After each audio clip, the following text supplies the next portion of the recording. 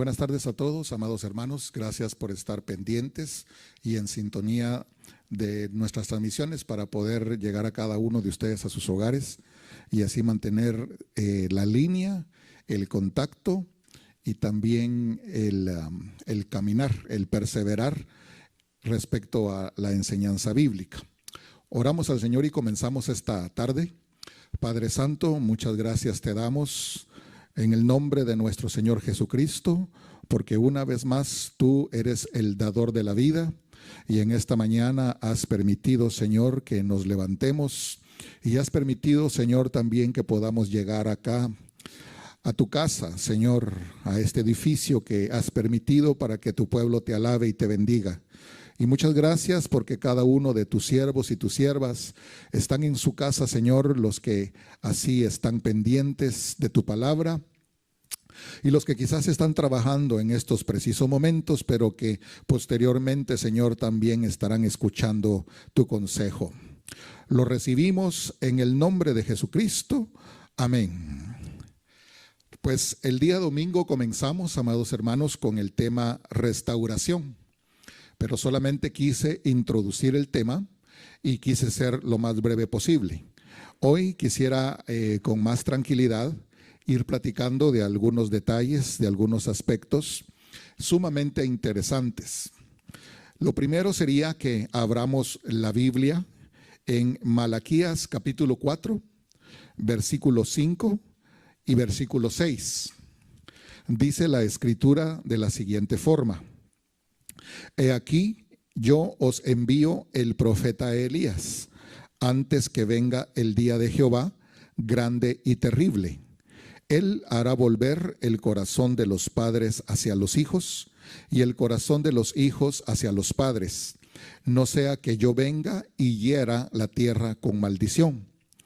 Estamos utilizando este versículo porque para el postrer tiempo o el tiempo de la venida del el ungido, el Mesías, era importante esta clave. La figura no tanto del hombre, el personaje Elías, sino entendiéndolo de esta manera, la forma en que el Espíritu Santo iba a actuar por medio de hombres, siervos de Dios, a beneficio del pueblo del Señor, para poder preparar a ese pueblo para la venida del Señor Jesucristo. Y entonces por esa razón estamos estudiando este versículo y también porque puso el Señor muy fuertemente en mi corazón el domingo por la mañana que lo hiciéramos. Y entonces la forma en que estamos entendiendo este pasaje, la forma en que lo estamos aplicando es de la siguiente: no tan solo se trata de que haya una reconciliación familiar en el ámbito del círculo más cercano alrededor nuestro y los núcleos que constituyen la sociedad y los núcleos que constituyen la iglesia de Jesucristo. No solamente se trata de una reconciliación afectiva, de una reconciliación filial entre padres e hijos y padres. Claro que lo abarca, es sumamente importante, pero la forma en que yo lo percibía, la forma en que yo lo recibía y la cual quiero trasladarle a ustedes es que la frase hará volver el corazón de los padres a los hijos y de los hijos a los padres significa que esta función y esta acción del Espíritu Santo hará volver y a poner en línea la descendencia de Dios. Restituirá y por lo tanto restaurará la línea, el linaje de la descendencia de Dios. Así es como quiero que lo tomemos en estos estudios, quizá hoy y también mañana, amados hermanos. Esto es más profundo que lo que se puede percibir escuchándolo muy levemente o escuchándolo muy superficialmente. Esto es mucho más profundo en este sentido. Todo este periodo que estamos viviendo, todo este tiempo que estamos viviendo, hasta que venga el Señor Jesucristo, en la venida que estamos esperando, e incluso la venida pública. Todo este periodo es para restaurar el sacerdocio de Dios. El siguiente periodo de 1000 años es para restaurar el reino. Y entonces, cuando ya esté restaurado sacerdocio y reino, ya no habrá más oposición, por decirlo de alguna manera, para poder entrar a disfrutar el reino eterno. El reino eterno donde ya los que se han revelado ante el reino de Dios están en su lugar respectivo, que es la muerte segunda, el lago de fuego, con todos los personajes que lo componen o que van a entrar a ese lugar. Entonces, por tal motivo es que se necesita una limpieza, una purificación del linaje de Dios. Por eso es que el Señor Jesús le dijo a la samaritana: el Padre anda buscando adoradores que le adoren en espíritu y en verdad. Eso es lo que anda buscando el Padre en esta época.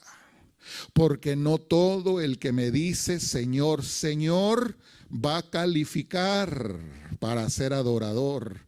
Entonces yo quiero ponerle este detalle y quiero suplicarle toda su atención, mi amado hermano. No quiero que usted se distraiga y yo tampoco no me quiero distraer. Y usted dirá: ¿por qué se va a distraer usted, pastor, si está solito? Eso cree usted. Pero aquí me acompañan dos personas muy importantes para mi vida. Entonces tampoco yo me quiero distraer, quiero concentrarme. El asunto es que le quiero poner el siguiente ejemplo. El oro, para quitarle todas las impurezas, se tiene que someter a fuego intenso. Así se limpia el oro. El Señor tiene que limpiar su linaje. El Señor tiene que limpiar su sacerdocio, porque ahora hay mucha mezcla. Ni siquiera estoy refiriéndome a todo ser humano en sentido general. Estoy refiriéndome a la iglesia de Cristo. Estoy refiriéndome al sacerdocio del Señor. Entonces, el oro hay que someterlo a intenso calor, al punto de que todas las impurezas, todas las partículas que pudieran estar mezcladas con el oro se desintegren o se despeguen y quede únicamente el oro puro, el oro refinado por fuego. Ese intenso calor hace que esas partículas se despeguen del oro. Entonces ya solo queda, si usted me acompaña en su mente, ya solo queda la pieza de oro, pero un oro purísimo, finísimo. Como cuando usted ve que las personas le tienen mucho aprecio a las perlas preciosas, o a, ¿cómo se llama?, a todo objeto precioso. Creo que no se le dice perla preciosa, pero se le dice de otra manera. Ya ve que siempre se me olvidan algunas palabritas. Entonces el ser humano le tiene mucho aprecio a las joyas preciosas. Y entonces cuando los que saben vienen y tratan de ver qué tan preciosa es aquella pieza, la observan hasta con objetos para ver si adentro no hay impurezas. Entonces ahí es donde los diamantes, el cristal puro y tanta variedad de elementos tienen un valor muy alto. ¿Por qué? Porque está solamente ese elemento. No tiene impurezas. Se le ha quitado toda escoria, se le ha quitado toda contaminación. Entonces eso es lo que está haciendo el Señor. Y eso es lo que yo quiero que veamos, y que así lo veamos en estos pasajes bíblicos que queremos compartir con ustedes, tomando como base este capítulo 4 de Malaquías en el versículo 5 y el versículo 6. Alguien dijo que para poder refinar el oro Se necesita poner a tal intensidad el oro, a tal grado de temperatura ese oro, que la persona que está haciendo ese trabajo tiene que ver su imagen en ese oro. Y esa es la característica que se busca, ese es el punto óptimo que se busca. Cuando el que está refinando el oro lo somete a intenso calor y va subiendo de temperatura, entonces él sabe que hasta que se vea como un espejo, por decirlo de alguna manera, hasta que vea la imagen del que está refinando en el oro, dice, ya quedó. Ese es el punto óptimo, este oro ya está refinado.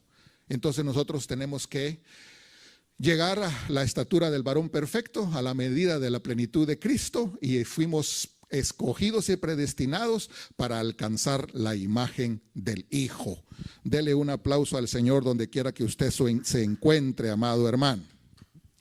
Entonces, en esa forma de pensamiento, este versículo no es solamente para que se reconcilie el aspecto familiar. Sí lo incluye, pero voy más allá y repito que ese es el objetivo de ver estos parámetros o estos versículos en esta oportunidad. Espero que haya quedado clara la idea central del mensaje. Entonces, ¿cómo es que va el Señor a refinar? Por medio del trato. El trato que Dios permite y que a través de ese trato se manifiesta. Si uno se quedó prendido, pegado como parte del oro, o si uno se desprendió y por lo tanto no era oro. Esa es una de las formas en que se puede asimilar que la iglesia tiene que ser metida en Espíritu Santo y fuego. Muy bien. Tengo varios pasajes bíblicos, amados hermanos, tengo bastantes versículos bíblicos para verlos.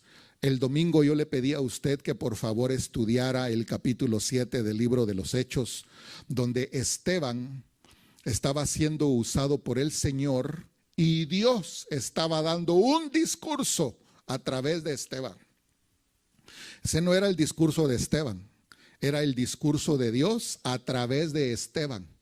Y si usted hizo su tarea, si usted leyó ese capítulo 7 y subrayó las veces que aparecen las palabras que yo le indiqué, pues usted absorbió que estaba efectivamente hablándose de la descendencia, del linaje de Dios, donde habían personas que pensaban que pertenecían a ese linaje, pero que Dios a través de Esteban estaba hablando y estaba señalándolos y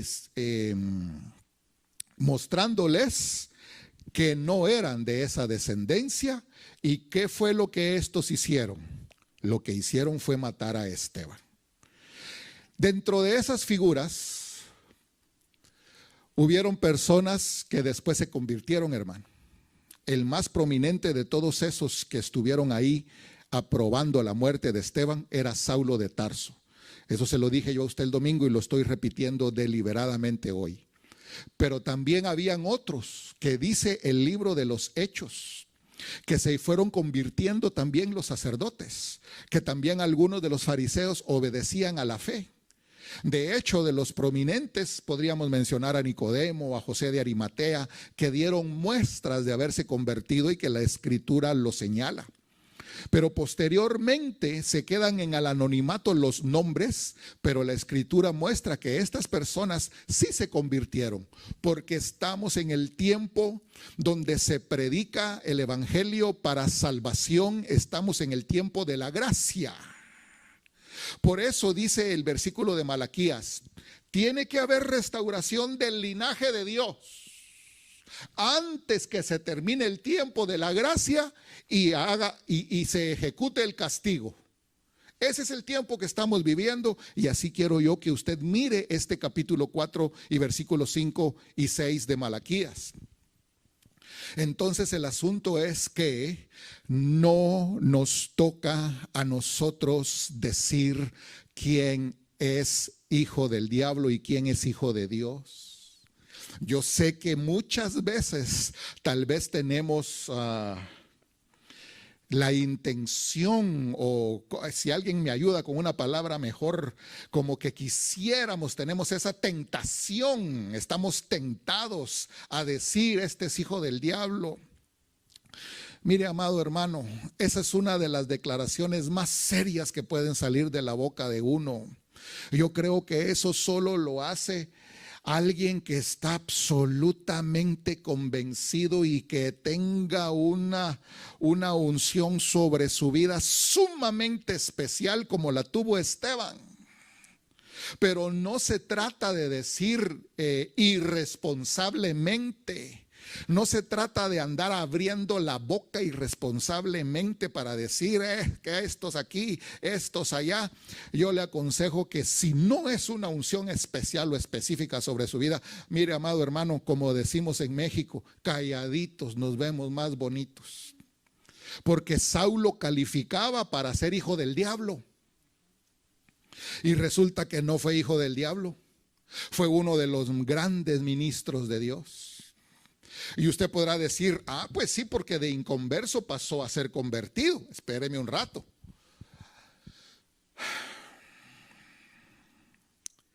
Yo quiero leerle también, no sé si hoy, de plano que hoy no, pero tal vez mañana o el sábado, que había otra mujer en el capítulo 8 de Juan, que su conducta no era muy buena y que todos la querían condenar. Y esta mujer es la mujer sorprendida en adulterio. Todo ese capítulo 8 de Juan, yo quiero que usted lo lea también de una vez hoy, amado hermano. Y usted vaya viendo ese capítulo y asociándolo en la dirección que le estoy comentando, que esto lo que significa devolver el corazón de los padres a los hijos y los hijos a los padres es que Dios tiene que restaurar y alinear su linaje, porque es el linaje va a estar oficiando y ejerciendo a partir de los 1000 años. Quiere decir, en otras palabras, que este es el tiempo de examen de admisión. Ahorita estamos calificando, todos estamos en examen de admisión como sacerdocio. Ni siquiera le estoy diciendo como salvo, le estoy diciendo del linaje escogido, real sacerdocio. No le estoy diciendo solo de traspasar como salvo. Estamos en examen de admisión. Esa es esta temporada. Estamos en examen de admisión y después de la semana 70 se va a saber quién aprobó ese examen de admisión para ser de ese linaje sacerdotal. Un linaje que no solamente será sacerdotal, sino que dice la palabra del Señor, somos reyes y sacerdotes. Por eso ahorita se está ocupando el Señor del sacerdocio, después se ocupa del reino y después empezamos a oficiar y a ejercer. Pero hay otra traducción que no dice reyes y sacerdotes, sino que dice un reino de sacerdotes. Ambas nos enseñan y van en la misma dirección. Bueno, después de haberle repetido la idea general, yo quiero que usted vea desde otro punto de vista este Malaquías. Entonces, yo quiero leerle en varias versiones este pasaje. Usualmente yo utilizo Reina Valera 60 como la base, pero se estudian y se leen diferentes versiones. Yo quiero leerle las siguientes versiones y que usted note cómo estas traducciones aplican ese texto. Biblia de las Américas, que es otra traducción muy usada, se puede utilizar igual que Reina Valera 60 en el asunto de tomarla uno como base. Claro que sí. Aquí dice, hará volver el corazón. Otra Biblia dice, se reconcilien. Esa es la Dios habla hoy. Otra Biblia dice, reconciliarse. Y entonces, de Biblia de las Américas, de Dios habla hoy, de traducción en lenguaje actual, de Nueva Versión Internacional, de Palabra de Dios para Todos, la mayoría de ellas utilizan el término reconciliar. Y el concepto de reconciliación es hacer cuenta y recuento para que todo quede justo, cabal, y que usted diga exacto. Esa es la idea general del término reconciliar. Entonces, la última parte de ese versículo en la Biblia Reina Valera 60 dice, Él hará volver el corazón de los padres a los hijos y de los hijos a los padres, no sea que venga yo y hiera la tierra. Entonces ahora subraye no sea, porque ese es como un condicionante, es una advertencia. Ya vimos que la frase volver el corazón en las demás Biblias se aplica como reconciliarse. Pero ahora quiero que notemos la frase no sea, que es como una advertencia, repito, o una condición. Reina Valera 60 usa no sea. Biblia de las Américas usa no sea. Dios habla hoy, utiliza de lo contrario, vendré y castigaré su país, destruyéndolo por completo. Subraye de lo contrario. Traducción en lenguaje actual utiliza, pero si no se reconcilian, yo vendré y destruiré la tierra. Pero si no se reconcilian, yo vendré y destruiré la tierra. Nueva Versión Internacional dice, reconcíliense y así no vendré a herir la tierra. ¿Nota usted esa condicionante? ¿Nota usted esa advertencia en las diferentes traducciones? Y por último, Palabra de Dios para Todos dice, reconcíliense, no vaya a ser que venga yo y destruya la tierra por completo. Bueno, encontré interesante traerle y leerle estas versiones para poder ampliar la idea. Si no se reconcilian, así no vendré a destruir, no vaya a ser, de lo contrario, ahí está la advertencia que es muy importante, mis amados hermanos. Él hará que se reconcilien. Entonces, una vez más, tomando esta frase leída en varias versiones, podemos sacar una conclusión sencilla. Reconciliémonos, metámonos en la fila, digamos presente y anotémonos en el linaje de Dios antes de que se ejecute la sentencia sobre lo que no es linaje de Dios. Yo espero estarme dando a entender, porque esto se resume de otra forma. El enemigo, en Apocalipsis 12, en la figura de la mujer que está esperando bebé, el enemigo, como el dragón, estando pendiente de la mujer, pero sobre todo del bebé que va a nacer. Entonces el dragón está queriendo destruir al linaje de Dios. Yo veo bien sencillo esto. Esta aplicación la veo bien sencilla.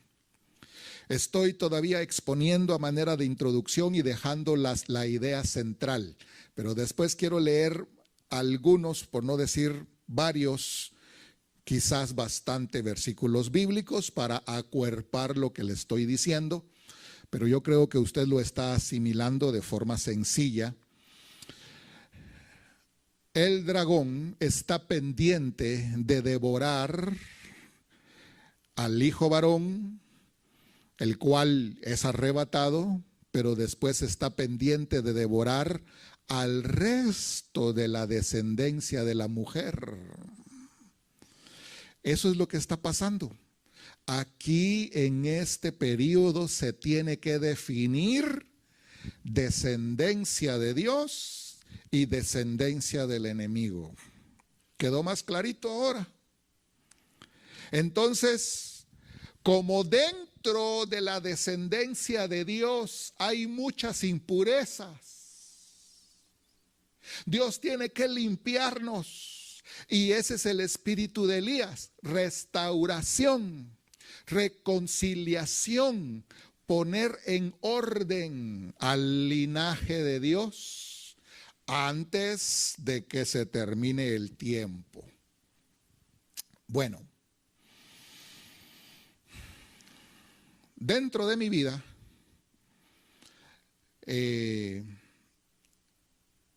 hay cosas que el Señor tiene que sacar de mi vida. Ese proceso lo ha venido haciendo mi Señor, mi Padre Celestial, desde que yo le entregué mi vida a Él. Me perdonó mis pecados, el pecado que me separaba de Él me dio vida eterna, la muerte ya no tiene potestad sobre mí, me ha librado de la condenación y del lago de fuego, pero el resto de mi vida Él sigue limpiándome. Quise ponerme yo como testimonio para que ahora usted piense en usted. No solo pensemos en que cuando yo le digo Dios está limpiando su sacerdocio, en que Dios va a exterminar a individuos. Sí lo va a hacer. No, cuando yo le digo Dios va a limpiar su sacerdocio, también me estoy refiriendo es que va a limpiarnos a nosotros los individuos. No solamente va a excluir a individuos del sacerdocio, sino que necesita limpiarnos a nosotros, a los individuos. Ese es otro punto muy importante que yo le quiero dejar en su corazón, mi amado hermano, porque lo avala la Escritura, como le estoy diciendo, y téngame paciencia, ahorita vamos a empezar a leer bastantes versículos bíblicos. Pero es sumamente importante. El Señor está trabajando con un linaje, con un pueblo que está muy contaminado. Muy contaminado. Que el Señor tenga paciencia, y Él la tiene, y siga trabajando con nosotros, y Él perfeccionará. Eso quiere decir terminará la obra en cada uno de nosotros hasta el día de Cristo. ¿Y sabe qué significa eso del día de Cristo? Porque el día de Cristo, para nosotros, esa parte, el día de Cristo es día de salvación, de gozo, de alegría y de transformación para vida. El día de Cristo significa eso para nosotros. Pero al mismo tiempo, ese día de Cristo es también para el otro grupo grande y terrible. Por eso es que dice Malaquías: reconcíliense, alíñense, formen la fila del linaje de Dios antes de que venga el día malo. Y en lugar de ser el día grande y terrible, va a ser día de consolación. Yo solo quiero recordarle una cosa que se me viene a la mente ahorita. Cuando éramos tal vez niños o tal vez adolescentes y estábamos en la escuela, y practicábamos para los desfiles de la independencia, o ya propiamente en el desfile de la independencia, estábamos todos por ahí hasta que decían, bueno, formen filas. Y todos nos formamos en la fila. Cada quien en sus batallones respectivos, en orden de estatura, como quiera que sea, pero bueno, fórmense en la fila pues, porque va a empezar el desfile. Entonces, de alguna manera el Señor nos está diciendo, fórmense en la fila del sacerdocio que ya está limpiado, porque va a empezar el desfile. Muy bien. Quiero seguir entonces. Acompáñeme a Mateo capítulo 17. Ahorita le digo qué versículo vamos a leer.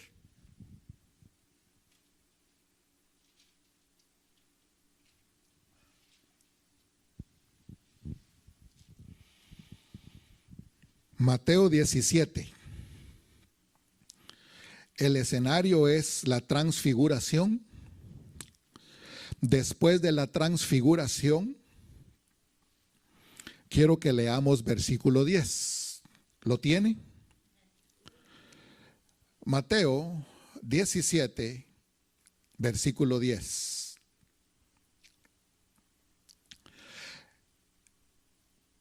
Entonces sus discípulos le preguntaron al Señor Jesús,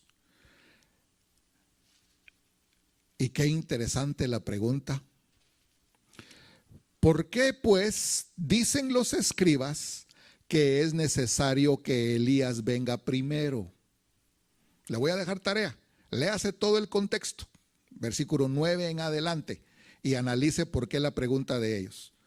¿Quiénes aparecieron ahí con el Señor Jesús? Ahí arribita en su Biblia, ¿quiénes son? Moisés y Elías. Luego termina ese evento, empiezan a bajar y los discípulos le preguntaron, ¿por qué pues dicen los escribas que es necesario que Elías venga primero? Porque ellos ahí ya se había identificado, él es mi hijo, a él oigan, él es mi hijo, él es el ungido. Y entonces se les vino al corazón la pregunta esta. Se la voy a poner en otra forma.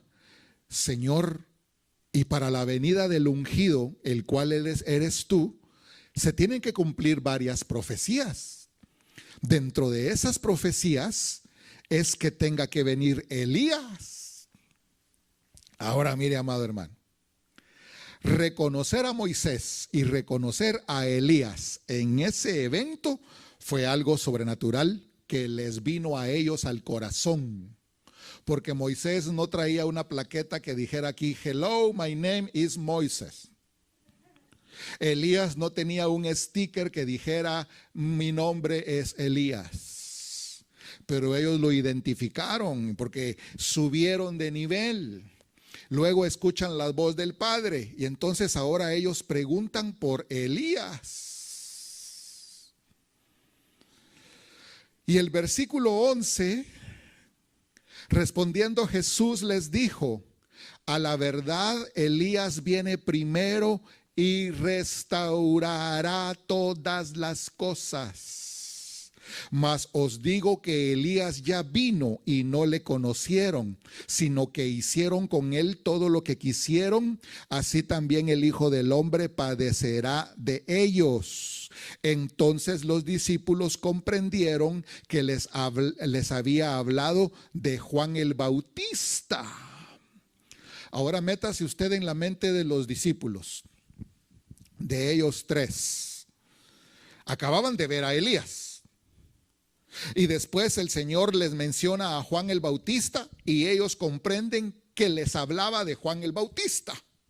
Métase en la mente de ellos y dice, bueno, este es Elías y este es Juan el Bautista.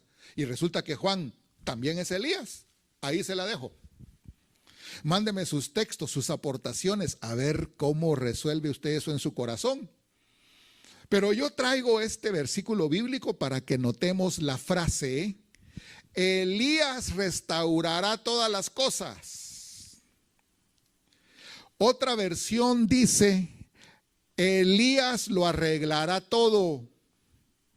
Otra versión dice, Elías restituirá todas las cosas. Otra versión dice, Elías pondrá todo en orden. Otra versión dice, Elías lo preparará todo. Elías viene primero para prepararlo todo. Por eso le traje ese pasaje bíblico, tanto como el de Malaquías, para compararlo en varias versiones y que se nos amplíe el panorama. Malaquías dice, tiene que venir Elías para volver el corazón. Mateo dice que Elías viene y restaurará todas las cosas. Mateo dice, Elías lo arreglará todo. Mateo dice, Elías restituirá todas las cosas. Mateo dice, Elías pondrá todo en orden. Mateo dice, Elías viene primero para prepararlo todo. Pero aplíquelo como se lo estoy manifestando. En cuanto al linaje de Dios, en cuanto al sacerdocio de Dios, entonces este espíritu restaurador se va a manifestar en los que le reciben. ¿Por qué? Porque el domingo le leí el versículo donde acerca de Juan el Bautista, el Señor les dijo, ¿qué salieron a ver al desierto? ¿Una caña sacudida por el viento? ¿A un hombre vestido de ropas delicadas? Les digo que más que un profeta. Y si quieren recibirlo, él es Elías. ¿Pero qué hicieron? Lo rechazaron. Entonces, por consecuencia, el que rechaza a Elías, rechaza al ungido. Por eso es que el Espíritu Santo está viniendo con nosotros antes del día, de las demandas o el día donde se reconcilie todo, y nosotros no podemos rechazar a ese espíritu de restauración por el Espíritu Santo. ¿Qué significa entonces ese espíritu de restauración? Otro detalle antes de leer versículos bíblicos. Y vayamos a la iglesia de una vez. Ya dijimos que implica restauración familiar, pero vayamos a la iglesia de una vez. La iglesia, hermano amado, en sentido general, en todo el mundo, la iglesia, el cuerpo de Cristo, está muy dividido. Está trabajando muy por su cuenta, todos los grupos. Y Dios tiene que unificar a su iglesia. Le voy a lanzar una pregunta. ¿Qué tanto vamos a poder ver nosotros la reconciliación en la iglesia de Cristo? ¿Qué tanto lo vamos a ver? Yo he tenido esa inquietud desde hace unos 25 años casi. A ver, 98 para hoy, ¿cuánto tiempo es? 22, ¿verdad? Yo he tenido esa inquietud desde hace 22 años. ¿Qué tanto vamos a ver la unidad del cuerpo de Cristo? ¿Qué tanto vamos a ver la unidad de la fe? ¿Qué tanto vamos a ver la unidad en el Espíritu? ¿Qué tanto lo vamos a ver? Se irá a ver humanamente. ¿Cómo es que Dios reconcilia a su sacerdocio y lo une? ¿Cómo? Por eso este tema se vuelve sumamente importante para mí. Muy bien.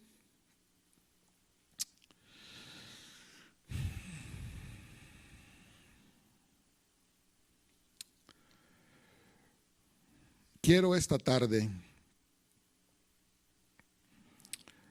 traer como enlace algo que dijimos el domingo.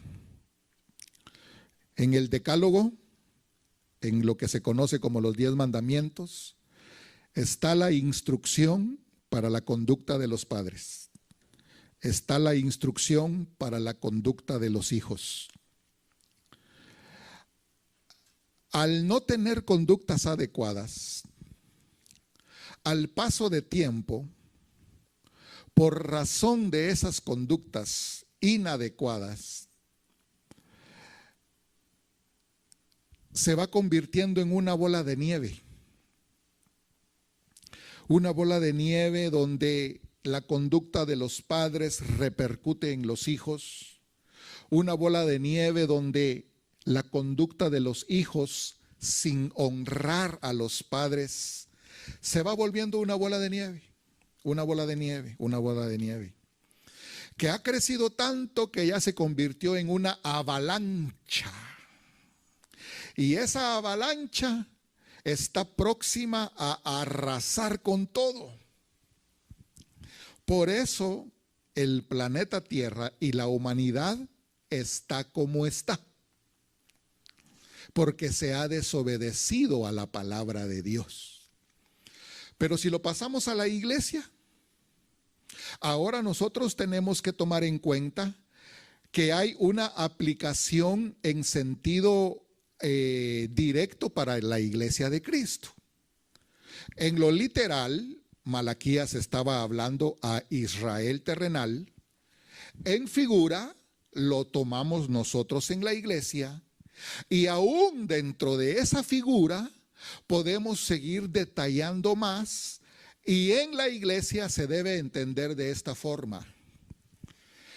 En la iglesia también hay una bola de nieve que se empezó a formar porque la conducta de los padres espirituales ha repercutido en los hijos espirituales, y la conducta de los hijos espirituales, sin honrar a los padres, también es parte de esa bola de nieve, que una vez más creció de tal forma que es una avalancha dentro de la iglesia. No estoy hablando de la sociedad o de la humanidad ahora. Dentro de la iglesia es una gran avalancha que está arrasando con todo en la iglesia.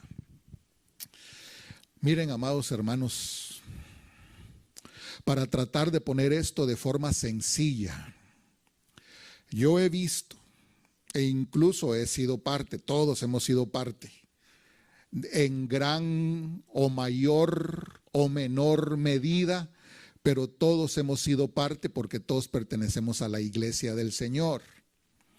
Pero yo he visto cómo ovejas, por la conducta de los padres ministeriales, ya no han vuelto a regresar a la iglesia. Se han alejado de Dios. Por la conducta de los padres ministeriales, la sociedad desde afuera mira a la iglesia y lo que menos le tienen a la iglesia es respeto. ¿Nota cómo se ha vuelto esa avalancha? Por la misma razón. Pero yo quiero que ahora lo veamos de esta forma. Estos ángulos aplicables solamente a la iglesia. Dice la Escritura que nosotros tenemos padres terrenales. Dice la Escritura que nosotros también tenemos padres espirituales ministeriales. Y hay personas que están tan dañadas en eso que no lo aceptan. Bien, hombre, claro que sí. El equilibrio es el que hay que poner, porque a pesar o aparte de que tenemos padres terrenales y tenemos padres espirituales ministeriales, definitivamente solo tenemos un solo Padre celestial. Pero como ha sido tanto el daño, que ya los hijos ministeriales, espirituales que forman parte de la iglesia ya no quieren saber nada. Y entonces, ¿cómo se va a dar la reconciliación? Le voy a decir por qué. Porque cuando el Señor diga, bueno, hagan fila todos los que son real sacerdocio ahí en esa fila se van a meter personas que tal vez le hicieron daño a usted. Y que tal vez usted cruje los dientes y usted dice, no, no, no, no, no es posible. Mire, hermano, afuera de las iglesias hay mucha gente amargada, resentida, dolida, con justa razón. Si yo no digo que no. ¿Y cómo va a ser para cuando el Señor restaure todas las cosas? ¿Verdad que se tiene que restaurar también el corazón de nosotros? Entonces, en todo lo que yo le estoy explicando, el tema se vuelve bien largo, bien extenso. Y yo tengo un problema, pues, que se extiende el asunto. Y yo le digo, Señor, yo no quisiera extender tanto esto, Padre, perdóname, que me perdonen los hermanos, pero la verdad que lo que yo sentí el domingo en la madrugada, cuando el Señor me despertó y me empezó a dictar esto, y los versículos me los empezó a dictar y yo a copiarlos. Yo creo que hay que ponerle atención, hermanos, porque Cristo viene pronto. Y nosotros no podemos ser excluidos, no de la salvación. Yo no le estoy diciendo de la salvación, del sacerdocio, por no haber reconciliado el corazón. Tampoco lo estoy mandando a que vaya con alguien o regrese con alguien y que lo agarre a abrazos y a besos, ¿verdad? Probablemente eso no va a ser posible, ni siquiera es sabio hacerlo. El problema es que nosotros confundimos el afecto, confundimos los sentimientos, confundimos las emociones con la sobriedad del Espíritu Santo. Y yo lo que le estoy diciendo es que se limpien nuestros corazones como ese oro refinado y que no hayan escorias. Bueno, yo le quiero leer algunos versículos, me faltan 12 minutos.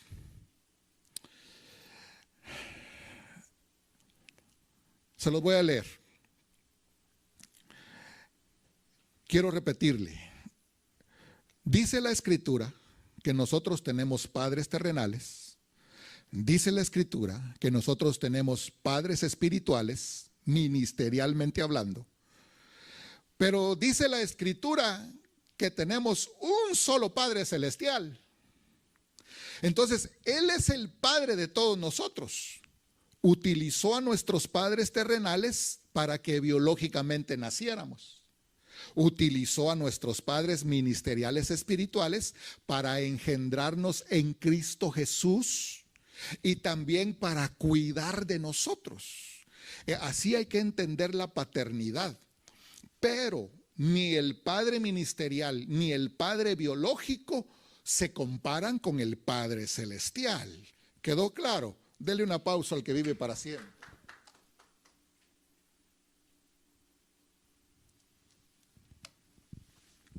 Pero uno debe honrar a sus padres, hombre.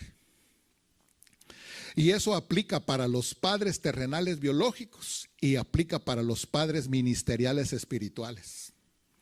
Aunque el comportamiento de ellos no haya sido el mejor, honrémoslos. Y también los que son padres tienen que, de tal forma, su conducta demostrar temor a Dios para que la bendición se abra hacia los hijos biológicos terrenales y hacia los hijos ministeriales también. Entonces se lo voy a leer. Hebreos capítulo 12, versículo 5. Ahorita ya me empezaron a agarrar los nervios.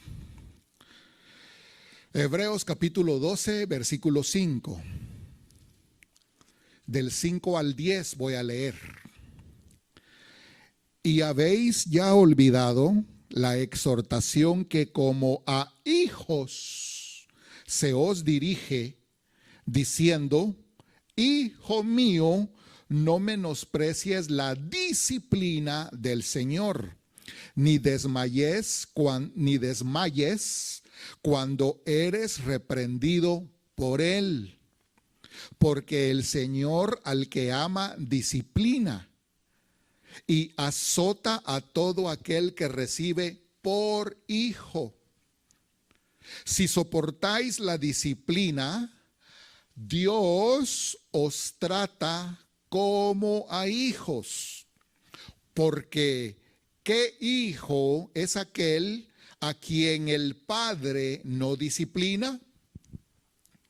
Pero si os deja sin disciplina, de la cual todos han sido participantes, entonces sois bastardos y no hijos. Por otra parte, tuvimos a nuestros padres terrenales que nos disciplinaban y los venerábamos. ¿Por qué no obedeceremos mucho mejor al Padre de los espíritus y viviremos? Y aquellos ciertamente por pocos días nos disciplinaban como a ellos les parecía, pero para lo que nos es provechoso, para que participemos de su santidad. Solo se lo voy a leer, ya no quiero explicarle. Absórbalo.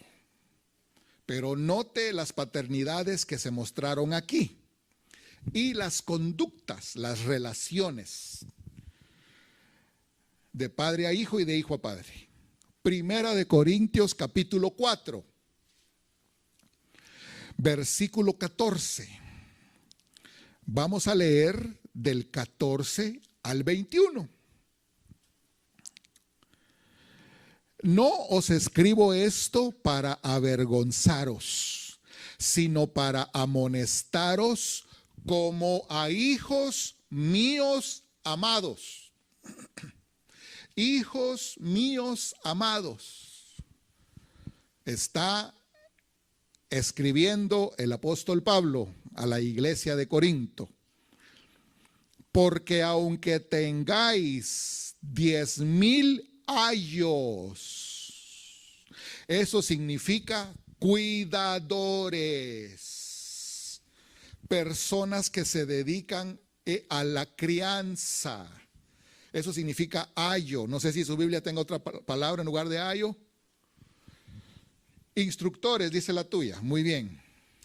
Aunque tengáis 10,000 instructores, 10,000 cuidadores, 10,000 ayos en Cristo, correctos y legítimos, no tendréis muchos padres, pues en Cristo Jesús yo os engendré por medio del evangelio. ¿Por qué? Porque él había ido como misionero, predicado, y la gente había aceptado a Cristo. Entonces yo le lanzo una pregunta ahorita. ¿Quién es el padre espiritual de la oveja? ¿Ah? Buena pregunta, ¿verdad? ¿Quién es el padre espiritual de la oveja? Si tomamos en cuenta las palabras de Pablo. Pablo está diciendo, ahorita vienen muchos a predicarles.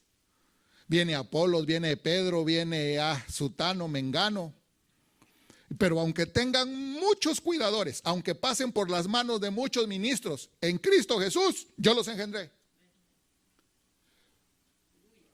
Entonces, cada uno de nosotros póngase a pensar ahorita, ¿y a usted quién lo engendró en el evangelio, hermano?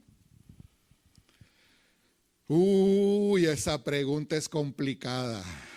Algunos lo tienen bien definido porque es el mismo ministro el que ha hecho esa función, pero algunos otros no, porque ha sido parte de varios ministros y uno le cuesta definir, pero en realidad uno fue el que el Señor utilizó para engendrarlo y que usted aceptara a Cristo.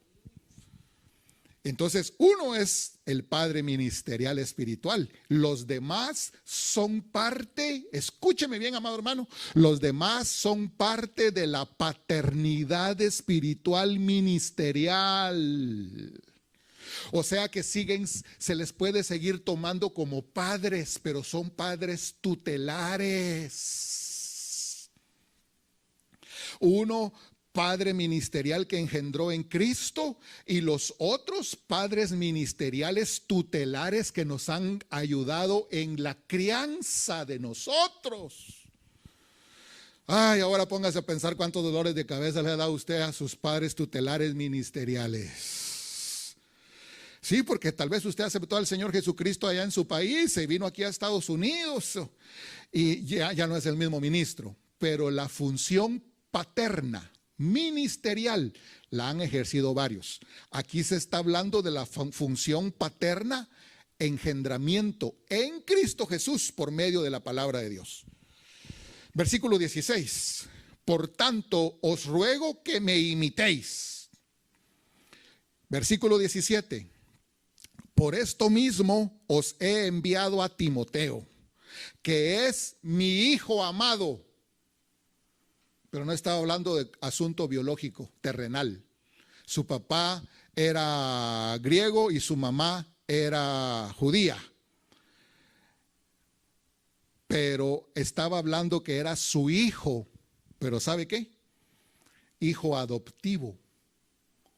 Porque si no estoy mal, cuando Pablo conoce a Timoteo, le dice que ya era discípulo. Ahí ese asunto está bonito.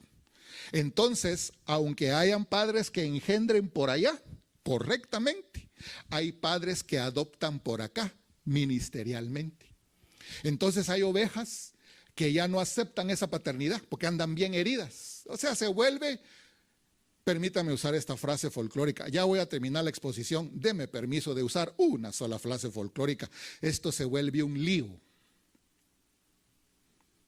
Por tanto aspecto que ha envuelto la acción del enemigo en la iglesia, que el Señor lo reprenda y nosotros nos consagremos, pero que ha tenido eficacia en hacer de todo un desastre.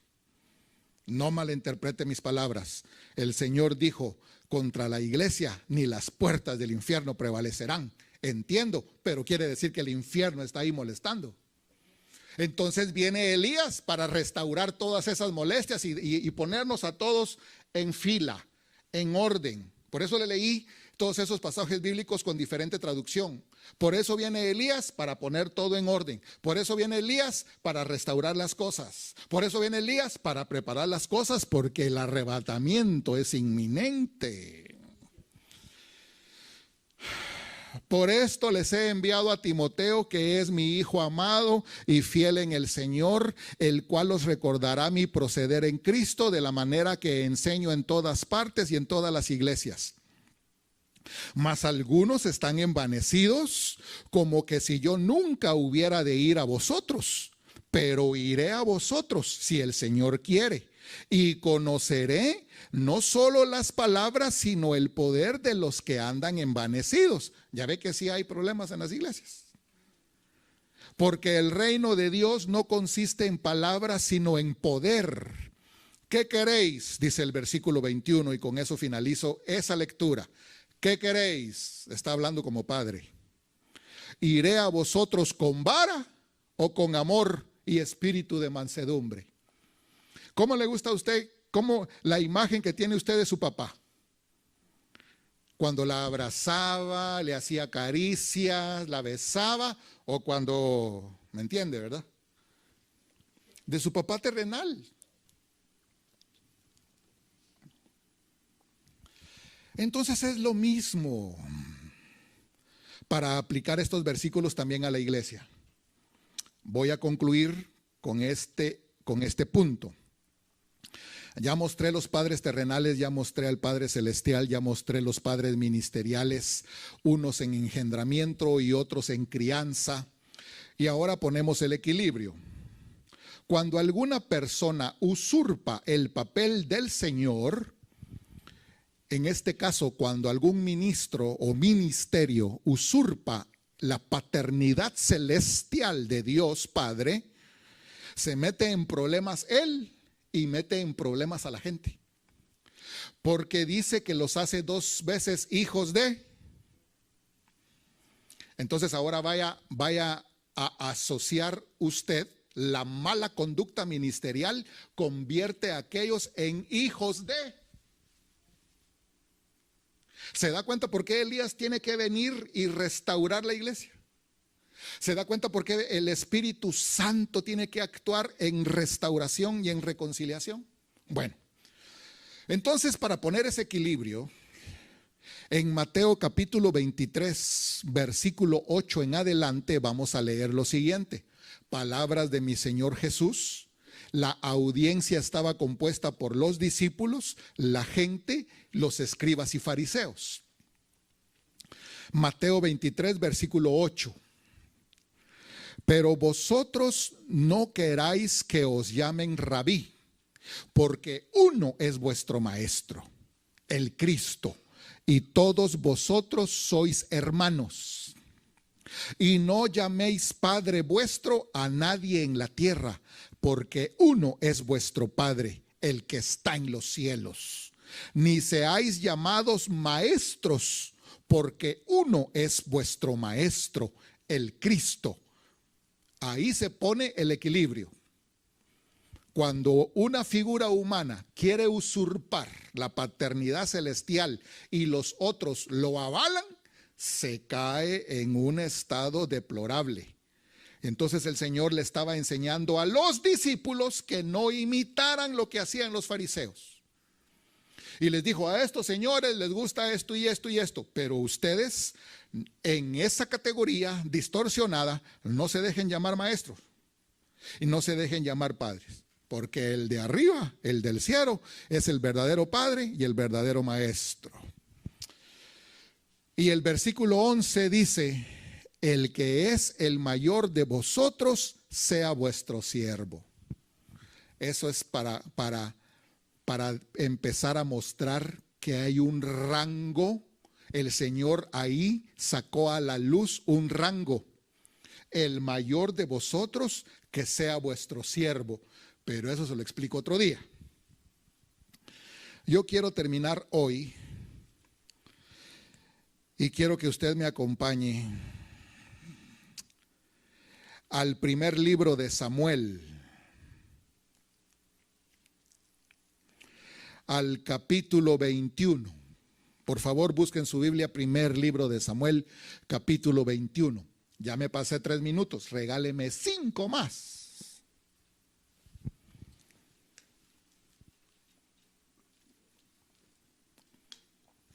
Todo esto que le estoy hablando tiene vigencia y aplicación hoy, porque como los tiempos son tumultuosos, entre comillas, ¿y qué está pasando? ¿Qué es lo que está sucediendo? Pues en el mundo está sucediendo lo que dice la palabra acerca del mundo.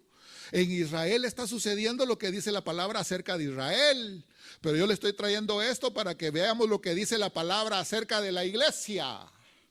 Porque son como que 3 carriles, 3 automóviles, permítame ponerlo así, que van en 3 carriles, pero cada quien en su carril. Entonces, las gentes, Israel y la iglesia, comparten el mismo vecindario que es el planeta Tierra. Ya tiene primero de Samuel capítulo 21.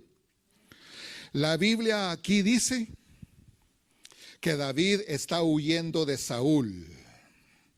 La Biblia aquí dice que David llegó a un lugar y tuvo que utilizar una astucia para poder salir adelante, para que no lo habían reconocido, pero no querían que lo matara, ¿correcto? Muy bien.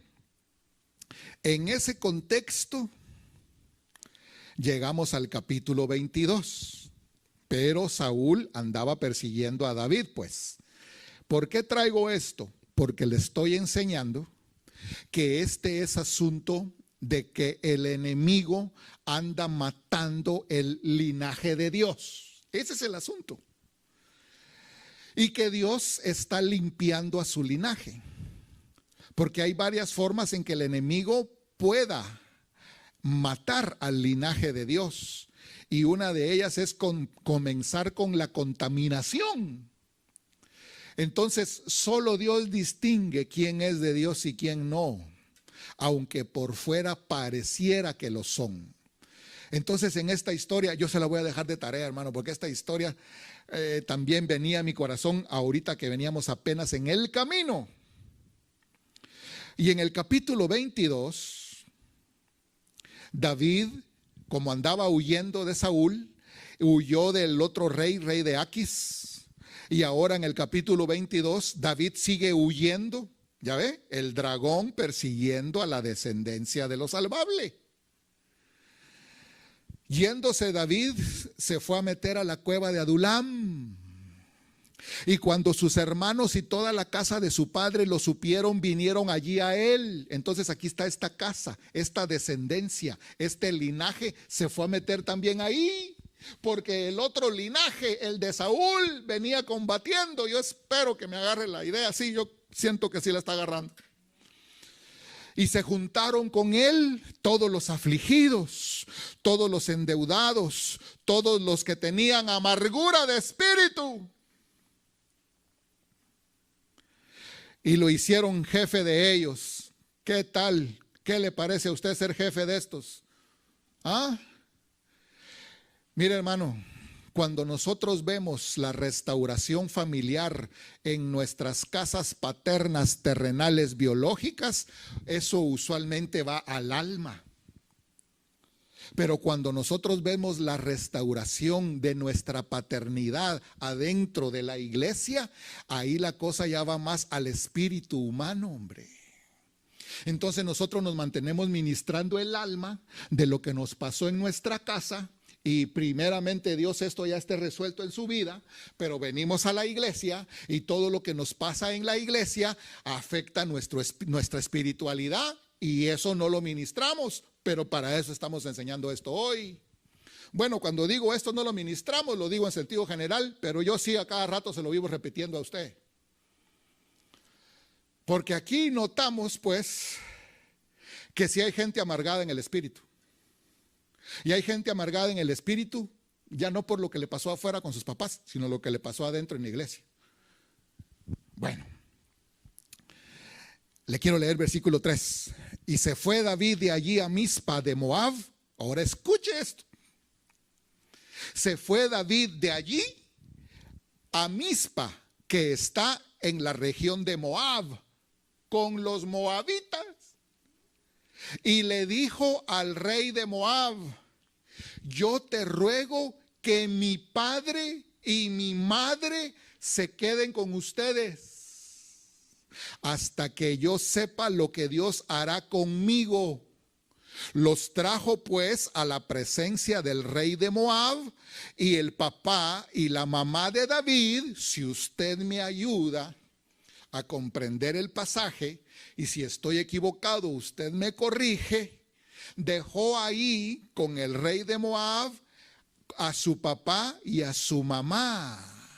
Y dice el versículo 4 que ahí se quedaron y habitaron todo el tiempo que David estuvo en el lugar fuerte. Bueno, ¿y no que David era despreciado de su papá y su mamá, pues? ¿Se recuerda cuando fueron a ungir a David, pues? ¿Cuántos son los de tu casa? No salía en la foto, en la pared no estaba David. Y ahora mire lo que está pasando. ¿Nota usted que ahí hay reconciliación entre padres e hijos y padres? ¿Lo nota o no lo nota? ¿Cuántos dicen amén? Pero eso no es tan solo lo interesante. Esta es la parte terrenal de la aplicación de Malaquías. Yo voy a terminar hoy con la parte espiritual. Porque resulta que a partir del versículo 6, en este mismo capítulo, usted lee: Saúl sabía que David y los que estaban con él. Saúl sabía acerca de David y de los que estaban con él. Y Saúl estaba sentado en tal parte y tenía una lanza en sus manos y todos sus siervos estaban alrededor de él.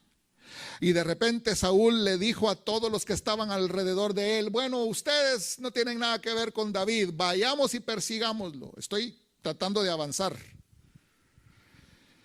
Y entonces, versículo 9, ya que Saúl le había dicho a toda su gente, persigamos a David, y los había convencido de perseguir a David, entonces ahí veo yo este linaje en contra de este linaje. De repente, versículo 9 dice que había una persona que era Doeg, edomita, que era el principal de los siervos de Saúl, respondió y le dijo: mire, jefe, yo vi a ese David, hijo de Isaí, que vino a Nob, y a Abimelech, hijo de Ahitob. O sea, le dijo: yo lo vi en tal parte con fulano de tal. Y entonces Saúl se fue para allá. Versículo 16, por favor, hermano. Esto se está poniendo interesante, hombre. Siga leyendo esta historia con su familia hoy después de la exposición de hoy. Versículo 16. Llegó Saúl ahí donde le dijo que había llegado David, y le dice Saúl: sin duda vas a morir, Abimelech, tú y toda la casa de tu padre. Ya ve que andan buscando matar el linaje de Dios. Tú y toda la casa de tu padre van a morir, porque andan cuidando a este tal David. Ya me informaron a mí que aquí andaba. Y entonces dijo el rey a la gente de su guardia que estaba alrededor de él: volveos y matad a los sacerdotes de Jehová. ¿Verdad que está bueno para comenzar ahorita la predicación? Ya terminó el estudio, pero dan ganas de comenzar la predicada.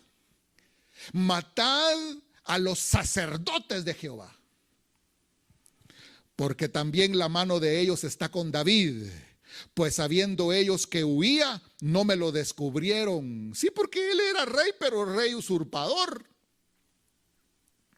Ya Dios se había buscado uno mejor que él. Entonces ahora subraye lo siguiente, por favor, la última frase del versículo 17. Tengo que calmar.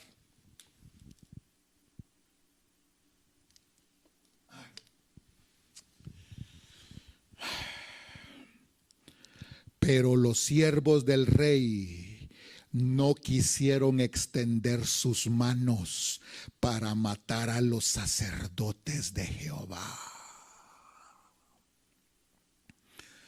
Entonces el rey loco, si quería, estaba siendo utilizado para matar la descendencia de Jehová, el sacerdocio.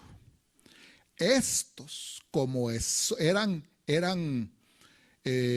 súbditos, eran subordinados, estaban a las órdenes de Saúl.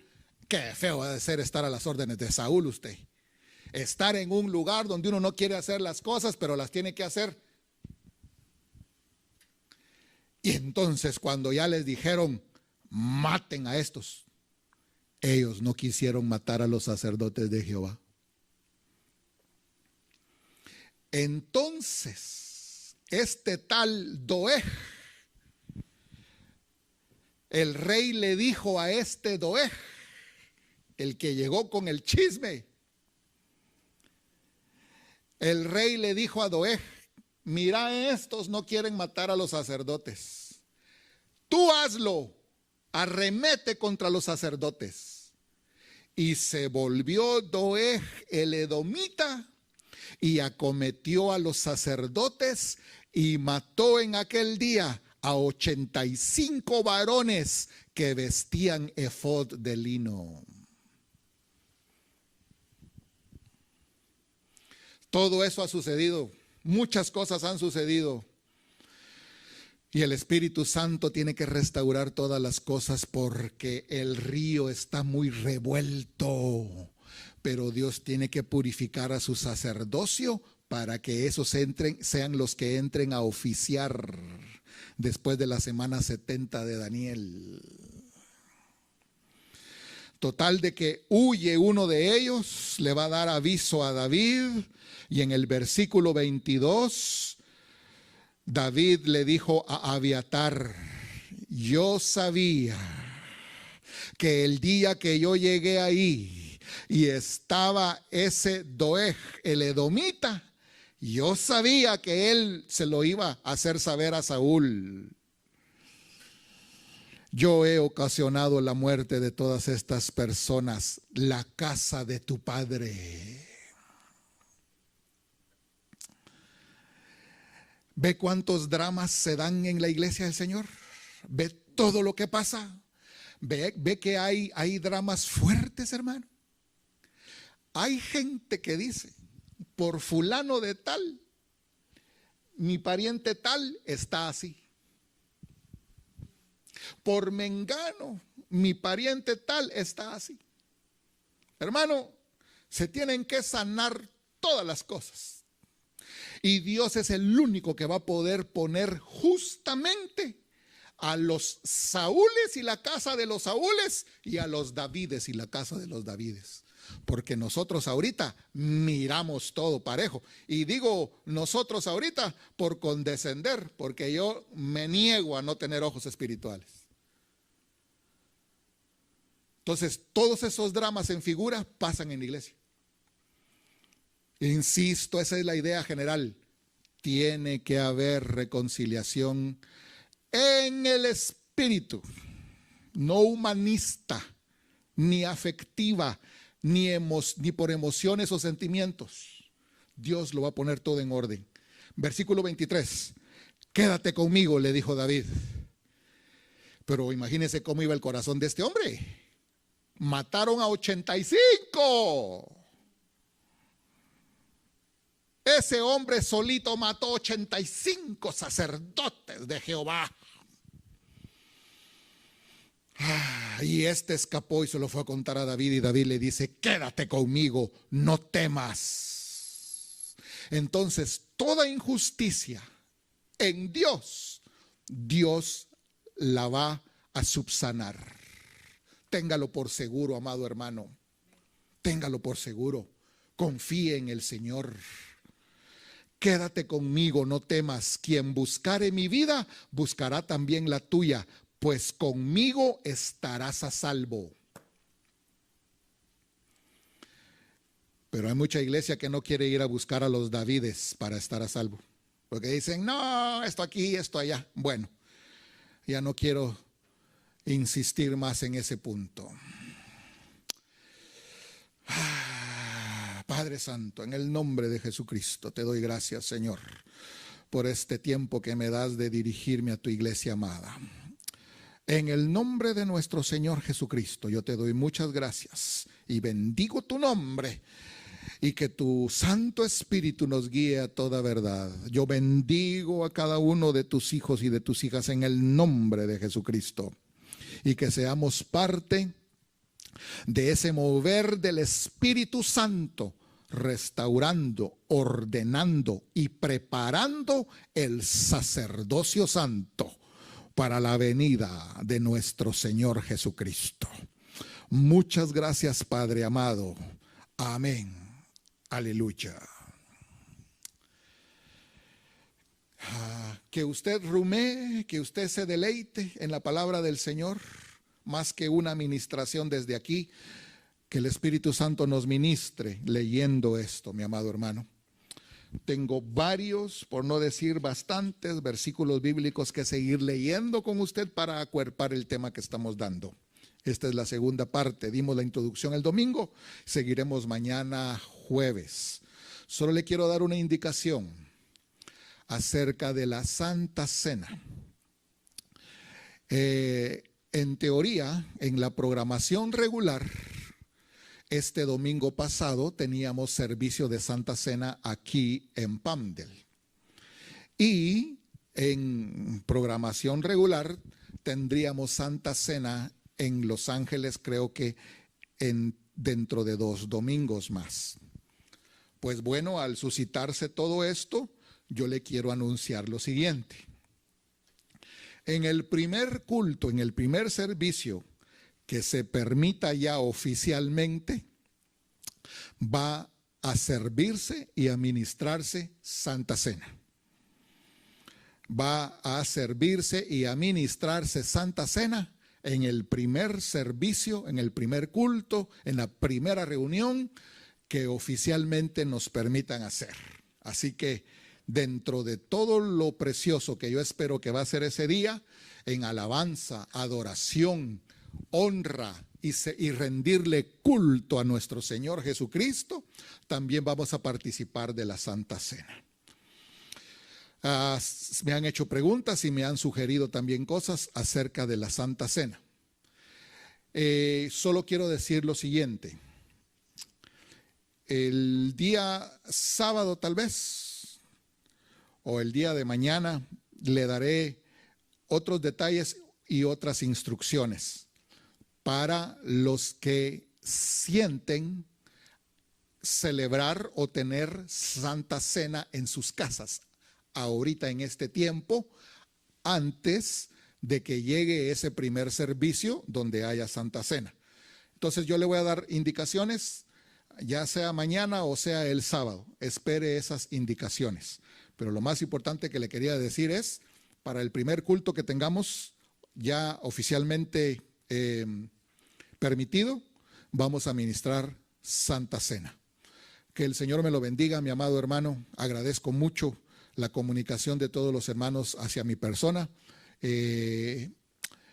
Y continúe usted comunicándose conmigo por cualquier pregunta, por cualquier inquietud que usted tenga, en todo sentido, bíblico o respecto de la iglesia, del desarrollo de la iglesia, y sobre todo a todos los servidores, y sobre todo los servidores de aquí de Pamdel.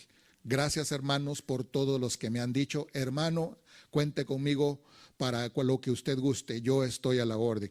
Se los agradezco mucho y yo entiendo que cada familia y cada persona tiene diferentes circunstancias y de acuerdo a eso estamos nosotros trabajando.